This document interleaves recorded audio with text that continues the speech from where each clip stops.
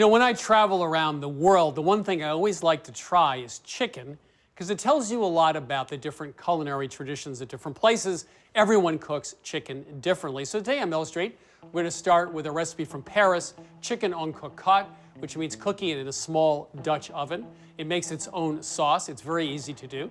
Then we go to the Middle East and use a spice blend, an herb blend called Za'atar, and that is famous in the Middle East because it's good on almost everything from your eggs at breakfast to your chicken. We'll make a great roast chicken with Za'atar.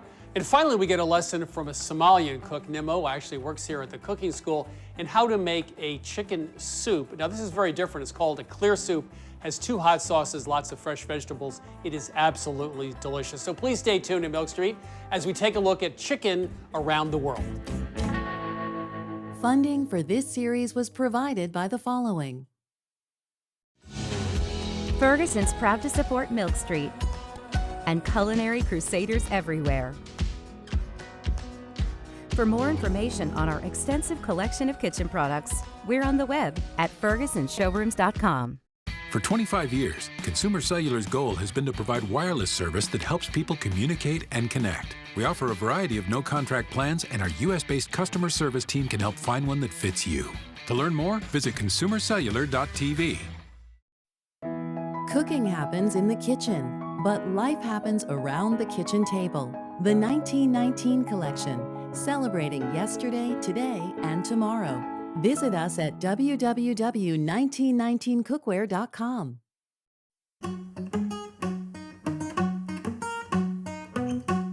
Many, many years ago, I was in Paris and I went to one of the oldest bistros in town, L'Ami Louis. What the waiter didn't tell me was when you order one of the appetizers, it's enough for like 8 people. So I had the foie gras for 2 of us. We both had plates with huge slabs of foie gras, and the white asparagus is about this big, a huge mound of it. So anyway, we overpaid and overate. But we got to the chicken, and I ordered chicken en cocotte. Cocotte just means a cooking, like a Dutch oven like this. And it was absolutely fabulous. It came out and it had a rich, dark sauce to it, the simplest method in the world. And so even though I think it was about a $400 lunch by the time I got finished with everything, I learned about chicken en cocotte. So we thought we'd do it here because it is sort of a fix it and forget it concept, right? It is, Chris. It is the ultimate one-pot meal, as they say, but much more elegant than what we might think of. So to get started, I'm just going to heat up a little bit of butter. We have a tablespoon of butter here. And then once the foaming kind of subsides, we're going to go ahead and add an onion. As you mentioned, there's very little prep work here. This onion, we just cut into 8 wedges. And as for the garlic cloves, we just peeled them and halved them. You had this recipe in a French restaurant, but there are so many variations on this recipe. This is sort of a guideline and a method, but you could really feel free to change up the flavorings as you like. The key is you don't have to worry about the skin. Like if you're really insanely fixed on crispy skin, the world of chicken cooking is not open to you. But if you get over the fact that you don't necessarily have to have crispy skin, then this method gives you tremendous flavor with almost no work. That's right. That's my sales pitch for this recipe. So yes, Chris, that is true. And we did look at some recipes where they had you browning the skin I think first. Julia Child. I was just going to say one of the most famous is by Julia Child. Sorry, Julia, but in the end, as you said, we ended up taking off the skin because yes, you got the beautiful browning, but it still was soggy and just didn't really seem worth the effort to us. All right, so we're starting to get some bubbling here. I'm going to add the onion, and we're also going to add these 8 cloves of garlic. So this is just going to take about 5 minutes. We want a little bit of golden brown. We want to build a flavor base. I'm going to put you in charge. Just make sure nothing catches on fire, nothing burns. It's starting to smell really good. Thanks for the vote of confidence. I'm sure you can handle this. I am going to prep the chicken. So we have a whole chicken here. Now I am going to tie the legs together. This isn't any sort of fancy trussing. We want to make sure that it cooks evenly, and this is one thing that you can do to help ensure even cooking by sort of bringing everything together. We're going to take off the skin and cut this up at the end, so you don't have to worry about the chicken looking beautiful. We just really want to make sure that it cooks nicely. This is a 4 to 4.5 pound chicken. You wouldn't want to go any bigger than this. And when you're choosing your cooking vessel, use a Dutch oven that's at least 7 quarts. And that's because we want to make sure there's good air circulation around the bird so that everything cooks evenly. And even though we're not browning it, it's a good idea to pat this dry. We don't need any extra water in there. And then we want to just season it generously with salt and pepper. Okay, how are our aromatics? The garlic is getting nice and brown. Yeah. So I think we're almost there. And it is important to just have that garlic. You don't want to have it minced because we're throwing it in with the onions and the garlic. If it burns, that's going to lend sort of an acrid taste. So now we're going to add wine. We have 1.5 cups of dry white wine, which means there's plenty left in the bottle to have some with dinner. And now I'm going to add 10 sprigs of thyme. And this makes a nice little bed for the chicken. You know what the most annoying thing is in cooking ever in terms of instruction? Like taking the leaves off thyme. Picking thyme, that's not your favorite? Thyme, well, it is very time consuming. That was a good one, not bad. Consuming. But this way, you just put the whole sprig on. I like that. Okay, so let's add the chicken, and we're actually gonna put it breast side down. We're gonna flip it and let it rest when it's done cooking, but that keeps it really nice and moist. Now, excuse me, I'm just gonna cover this. Shut it off. I'm gonna transfer this to the oven. We have it at 400 degrees and it's on the lower middle rack. Now, if you look at some traditional recipes, you'll see they have like a screaming hot oven, but 400 really works well, and then that reduces the risk of overcooking it.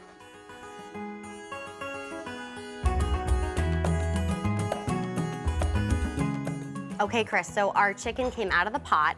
We flipped it breast side up and let it rest for 15 minutes minimum in a large baking pan. And I've put it over on the cutting board for you to cut, but first we're gonna get this pot ready to make our sauce. Okay. So the first thing I'm gonna do is just remove the thyme. And then we do wanna skim off some of the fat. Now, depending on how fatty the chicken is, you may only have a little bit to take off, but if you see a big oil slick, you just wanna make sure that you remove some of that so we don't have a greasy sauce, especially since we're gonna add more butter. All right, and now I'm gonna turn the heat back on, and we're just gonna reduce this for about 5 minutes. We want it to go down to about 1 cup, and meanwhile, you can cut into our bird. So you want the breast meat off the bird as boneless? I do, please. So as we mentioned, the skin is not worth saving for us right now, so you can just take off the legs, remove the breast meat from the bone, and then slice it, please. This is something that should be done in the back kitchen while your guests are... I don't know. You're doing a pretty good job. You want to come over to say. my house and you can carve for my guests? Depends how good you are making cocktails. You carved and you cleaned. Thank you. Fantasy friend in the kitchen. Typical day at the office, You Chris. cook and clean. This looks nice and reduced. I love how rustic this pan sauce is. Like, we're gonna leave those onions and the garlic. They're so sweet with a crusty baguette dragged through them. To finish it, I'm just gonna turn off the heat. We're gonna add 4 more tablespoons of butter. We have 3 tablespoons of fresh lemon juice and 2 tablespoons of Dijon mustard. And the acidity and punch are really gonna cut through the richness. All right, I'm gonna whisk this all together. So I'm just gonna transfer this into the bowl. Now stand back. I know, I wasn't just quite in as, case. quite as tidy as you. And then to finish it, we have 1/2 cup of fresh tarragon, which is gonna really freshen everything up and adds really beautiful color. All right. Butter, tarragon, mustard, Can't really go wrong. Would you like white meat or dark? white.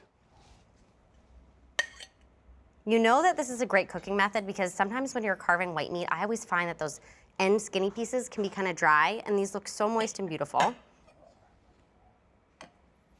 Need some of that sauce. You obviously believe in tapas size servings. You can get seconds. It's essential that you get some crusty bread. It's a tough job, man. I gotta eat crusty bread. You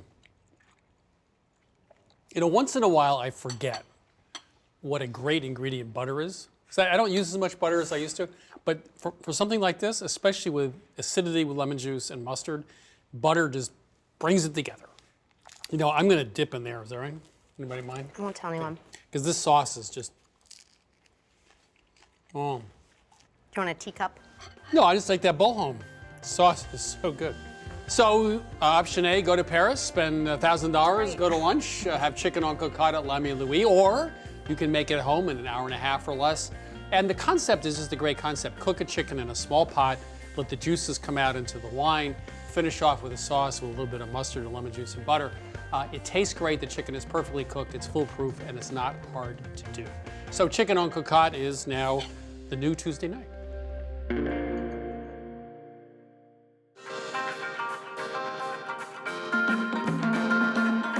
You know, a lot of people in the world are a lot smarter than we are. Both of us, not just you, but both of us, because they use spice blends. And some families make their own blends, and they actually make them every few weeks. Other places you buy a blend, like Za'atar, for example. And it's one of these all-purpose blends that you can put on virtually anything and everything. We're going to do it on chicken today. So let's start with a description of what Za'atar is. Isn't Za'atar refers to sort of a wild thyme, too, as well as a blend, right? It does. It refers to both the wild herb and the blend made with that herb. And that blend may include sumac, sesame seeds, salt, sometimes a little chili pepper. Depends who's making it and where it's made. It's just delicious, and it's great on chicken. So let's go ahead and make a Za'atar chicken. So we're going to take that Za'atar and make a really simple spice blend to coat chicken parts. So we're going to start with 3 tablespoons of Za'atar. We're going to mix in 2 teaspoons of dried oregano. We're going to add 1 1/4 teaspoon sugar, 2 teaspoons of black pepper, and finally, a tablespoon of kosher salt. Going to mix that together. So this is the enhanced Za'atar. It is. This is great as a spice job on chicken. I've also used it on pork, which is great too. So Chris, we have about 3 pounds of mixed parts here. Now, if your family's like mine, some people like white meat, some people like dark meat. If you want to stick with white meat, you can go all bone-in chicken breasts, or if you want just thighs, like my family, they love the thighs, just get 3 pounds of mixed thighs. And we can put them on the baking sheet. Can I just comment, though? I mean, this brilliant idea of breaking a chicken into parts and roasting it on a tray in the oven, that's kind of been around for a couple years, you think, maybe? I mean, there's nothing new about baking chicken parts, right? Come on. But you're right. You're absolutely right.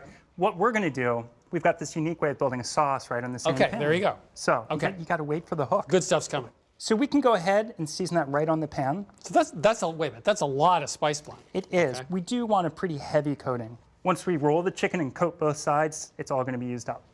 You like letting me do the dirty work, huh? No, I like letting you do all the work. Let's be specific. Why do you think I started a cooking show in the first place? So other people can cook for me, and I can stand here and talk and eat. We're going to arrange them sort of a star pattern here. Because what we're going to do next is put 10 cloves of garlic right there in the center. What this is going to do, the chicken's going to shelter the garlic. It's going to protect it from overheating in the oven, and we're going to make a sauce from this garlic. It's going to be very sweet, like good roasted garlic. It's going to be thick enough to really generate a good sauce. So what we're going to do, you want to make sure the chicken parts are pretty close to prevent too much air circulation over that garlic. And then we're going to roast this at 450 degrees on the middle rack for about 30 to 40 minutes. At that point, you want to check the breasts, because those should hit about 160. And if you have dark meat chicken, 175, so it may take a few minutes longer. Do go ahead and pull that white meat and put it on a platter so it doesn't overcook. So Chris, it's been 40 minutes, and you can see that chicken looks gorgeous. I didn't do a thing. Put it in the oven, walked away. Here we go. You have enough Za'atar on it? Well, you know, beneath that Za'atar is a really crispy chicken skin. We roasted it skin side up, so the skin really crisps in that hot, dry oven. So at this point, we're gonna make our sauce. So let's go ahead, we're gonna pull the chicken off. You know, it looks a lot better than the baked chicken parts I grew up with, which turn out pale and just really bad. Well, that's a really good point. The chicken you grew up with was probably baked in a high-sided Pyrex dish or even a roasting pan, but that high side protects the even flow of heat. When you do it on a heavyweight rim baking sheet like this, it allows better heat distribution. Maybe a little stuck, so if you give it a shake, it comes off a little more easily. Boy, that looks good. It does. So at this point, we're going to make our sauce right on the baking dish. There's no other pans here. So we're going to take a fork and just mash those cloves. You just want a coarse paste. This is sort of a good rustic sauce. And if you leave it coarse, then you get bits of garlic in the sauce, and it accents the chicken. Now we're going to take 1/3 cup of water and pour it right on the baking sheet. And you can use that fork or a wooden spoon or wooden spatula to really scrape those brown bits up, because those are a lot of flavor there. I gotta say, this is a cool technique. Anything that saves dishes makes me happy. And then I'm going to pour it into a serving bowl. And at this point, we're going to add a few accent notes to finish it. So we've got 2 tablespoons of chopped oregano. We've got 2 tablespoons of extra virgin olive oil, a 1/4 cup of fresh squeezed lemon juice, and to finish, a tablespoon of lemon zest. Just whisk that up, and there we go. And go ahead and serve. Leg, thigh, Breast. breast. The reason you take a breast is you get more food. You do, In it's case true. you. Can I sauce you? Yeah. With this kind of sauce, I like stirring from the bottom so you get those bits of garlic. Mm.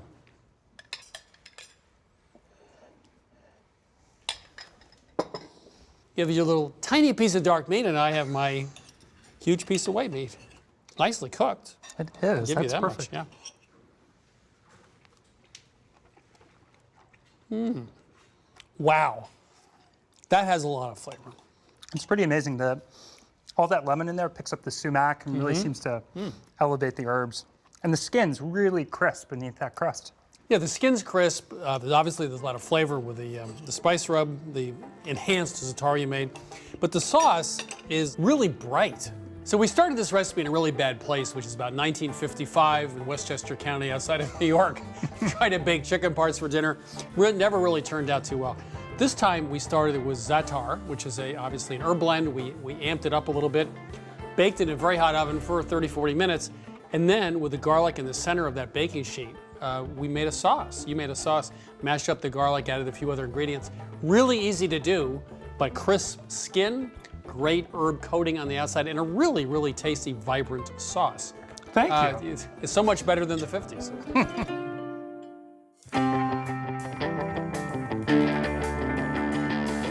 Now, I've always said if you want to learn how the world cooks, take a recipe like chicken soup, because almost every culture has one.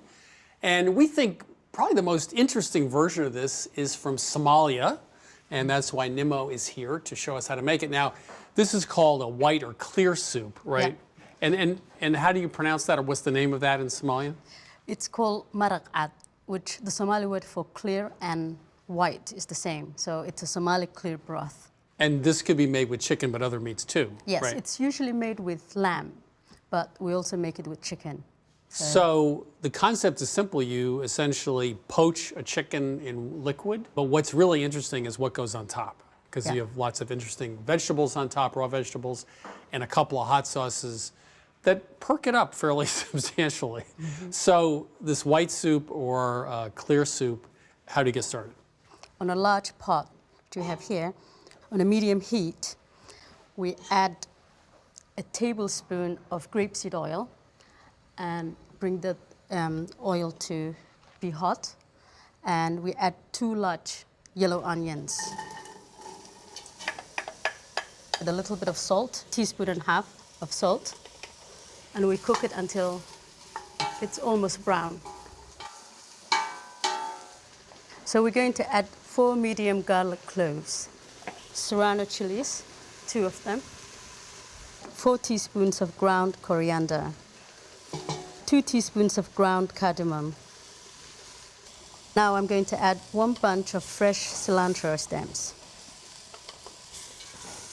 and 2 palm tomatoes cored and chopped. And then we cook for about 30 seconds until you can smell the spices. Now we're going to add 6 cups of low-sodium chicken broth.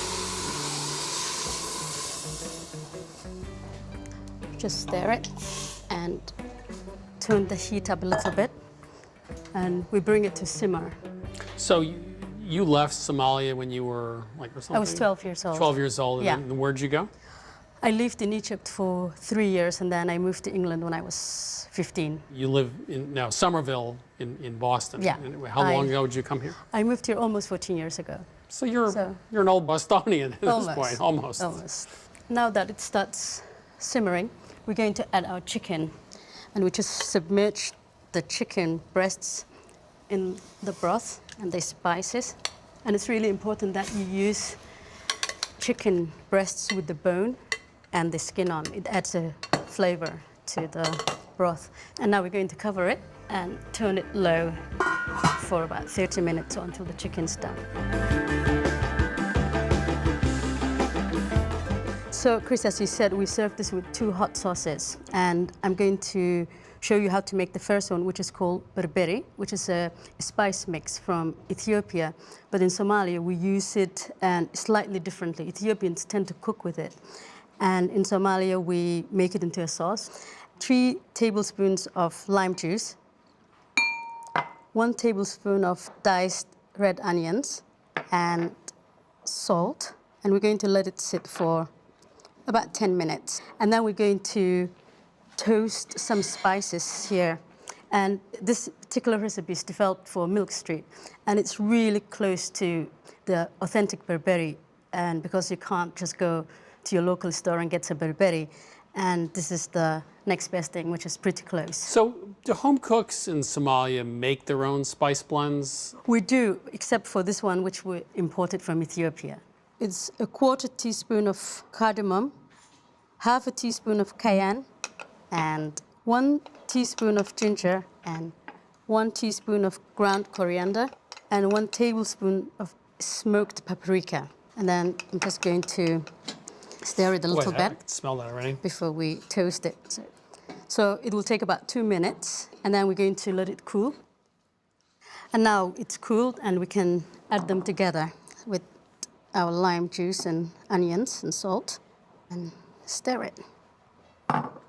And we can go and make the next sauce. So, Chris, we're going to make the next sauce, which is a Somali sauce called shidni.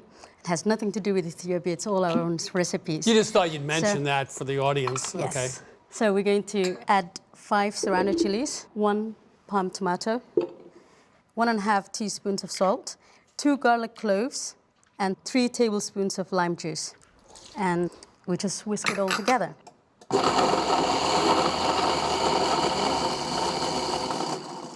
That's it? Yeah. You Yeah. just use it as a finishing sauce for dishes? You just add a little bit on the corner. And hot sauces are kept separate from the main dishes in Somalia because, you know, if you're feeding your whole family and you have children, you don't want to have a spicy food, so you just add it to your own corner or your own bowl. That's how you do it. So, Chris, when the chicken was done, I removed it from the broth and shredded it when it was cool to handle it. And now we're going to put it back in the broth, which has been strained. We just stir it. Now we're going to turn off the heat and add the final ingredients, which are chopped tomatoes, cilantro leaves, and lime juice. And just stir it a little bit, and we can eat A it. huge handful of cilantro. I like that. Yes. And now we can eat it. Could you please put some rice in the bowl? And a little bit more. Okay, so I'm cheap, can I tell you? So cabbage and radish, right? Yeah. Then you can squeeze some lime afterwards if you like. Just gonna give you a little bit of the soup. And then, That looks so good. thank you. And then you can, Okay, now how much of the sauce do you put on? it depends who you It are. depends who you are. That's right, you're gonna put on I more will than me. probably start with a little bit. So you're using a Ethiopian. fairly small amount. You're not Yeah. pouring it all over. Yeah, you want to Okay. taste the food and without burning yourself. Oh, you know, the first thing you get is that smoked paprika, right? That really comes through really well. This is so good. It has the fresh cabbage and the radishes, has the green chili sauce, has the Berber sauce, which again has sort of deeper notes with the spices. You know, the chicken soup I've made for years, everything tastes like chicken.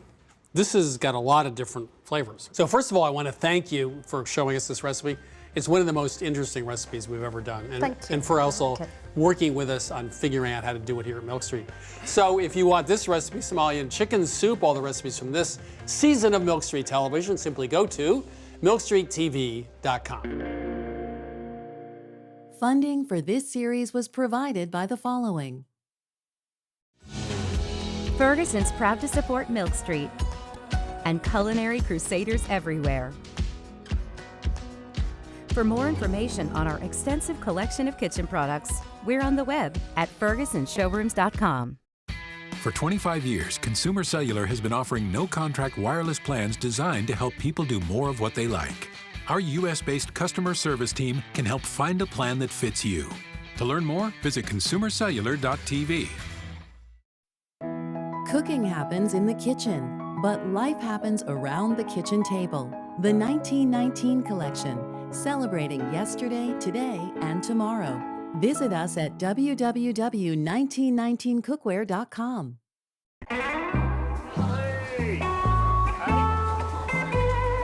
They're going to be wonderful nibbles. They're often served on the side. We're going to go round. Theirs is not million-dollar melons, but expensive strawberries that are hothouse grown, and they're delicious. Wow. The variety is Tochi Otome, which is a particular varietal that's extremely sweet. And they have some samples out if you want to take a sample. Yeah, let's take a sample. Those are delicious. Aren't they good?